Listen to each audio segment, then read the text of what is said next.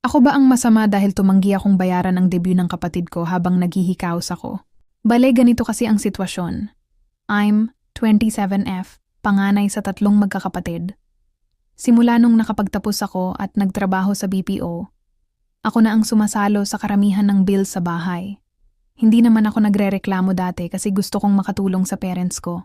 Pero eto na nga, ang bunsong kapatid namin, Cheska, 17F, ay magde-debut next month. Si Cheska ang baby at favorite ni na mama. Sobrang magarbo ang gusto niyang party, hotel venue, catering, gown na designer made, at may photoshoot pa sa Antipolo. Ang problema, ang estimate na gastos ay nasa 150,000 to 200,000. Tinawagan ako ni mama last week. Sabi niya, "Anak, ikaw na bahala sa venue at catering ni Cheska ha?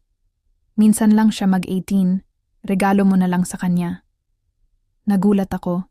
Hindi nila tinanong kung kaya ko. Inutos lang nila. Sinabi ko kay mama na hindi ko kaya.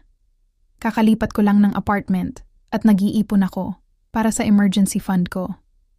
Plus, breadwinner na nga ako sa grocery at kuryente. Ang sagot ni mama, "Ang damot mo naman sa kapatid mo. Nakalimutan mo na ba ang utang na loob mo sa amin? Pinag-aral ka namin para guminhawa tayo.